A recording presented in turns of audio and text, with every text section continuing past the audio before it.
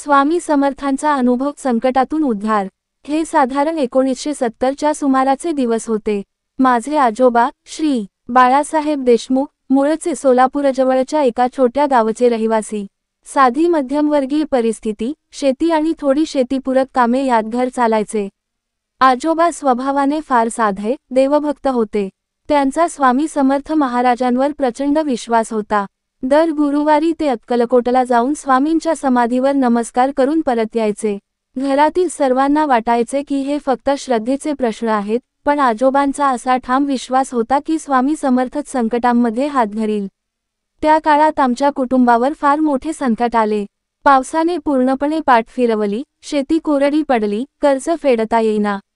ज्या शेतावर सगळा घरखर्च चालायचा ते जप्तीच्या उंबरठ्यावर आले। त्या दिवशी आजोबा फार निराश झाले होते। संध्याकाळी आईने सांगितले की आजोबा खूप वेळापासून ओसरीवर बसलेत। मी तिथे गेलो तर ते डोळे मिटून हात जोडून बसले होते। मी विचारले, आजोबा एवढे काय चिंतेत बसलात?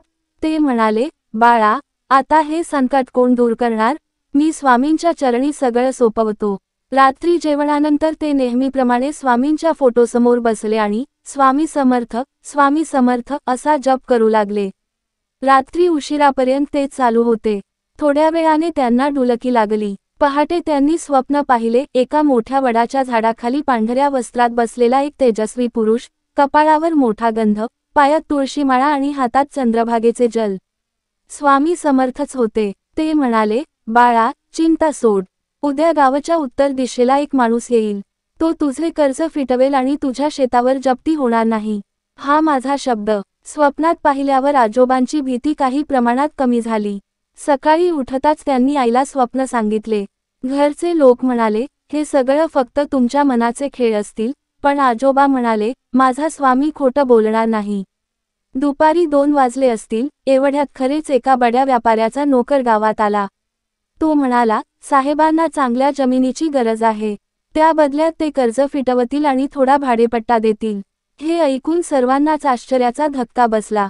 त्या व्यक्तीच्या मदतीने काही कर्ज फिटले आणि शेतीवरची जप्ती थांबली। हे पाहून आजोबांचे डोळे पाणावले। ते म्हणाले, हे सर्व माझ्या स्वामींचेच कृपेने झाले। पुढील काही दिवसांत परिस्थिती हळूहळू सुधारू लागली। पावसाळ्यात पाऊसही चांगला झाला। 2 वर्षातच पुन्हा घर उभं राहिलं।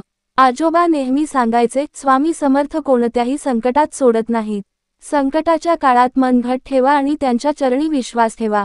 त्या घटनेनंतर आमच्या घरात स्वामी समर्थांची पूजा अधिक निष्ठेने व्हायला लागली। दर गुरुवारी तुपाचा दिवा तेवत ठेवला जाई, स्वामी समर्थचा अखंड जप व्हायचा। आईनेही मनापासून स्वामींची भक्ती स्वीकारली। काही वर्षांनी माझ्या शिक्षणासाठी मदत करणारेही एक अनोळखी दाते भेटले, ज्यांना स्वामी समर्थांची श्रद्धा होती। त्यामुळे मला शिक्षण पूर्ण करता आले। स्वामी समर्थांची ही कृपा आमच्या पिढ्यानपिढ्या चालूच राहिली। आज या सगळ्या अनुभवाला 50 वर्षे झाली आहेत, पण अजूनही आमच्या घरात स्वामी समर्थांचा फोटो ठेवलेला आहे आणि प्रत्येक संकटात आम्ही एकच मंत्र घेतो, स्वामी समर्थ। ही कथा फक्त आमच्या कुटुंबाची नाही, तर असंख्य भक्तांची आहे। अक्कलकोट स्वामी समर्थ हे काळाच्या पलीकडे जाणारे महान योगी होते। त्यांच्या कृपेची व्याप्ती अमाप आहे। संकट आले की भीती वाटतेच, पण श्रद्धा ठेवली की एखाद्या अदृश्य शक्तीने आपल्याला सावरण्याची ताकद दिली जाते। आजही जेव्हा आयुष्यात आव्हानं येतात, तेव्हा आजोबांची ती डोळ्यात पाणी आणणारी हकीकत आठवते आणि वाटते, आपण कोण आहोत, काय करतो, किती संकट येतात, या सगळ्यापेक्षा मोठा आहे विश्वास, स्वामी समर्थांवरचा विश्वास। जर तुम्हाला अजून अशा कथा हव्या असतील किंवा हे आणखी विस्तारित संशोधित करायचं असेल, नक्की सांगा।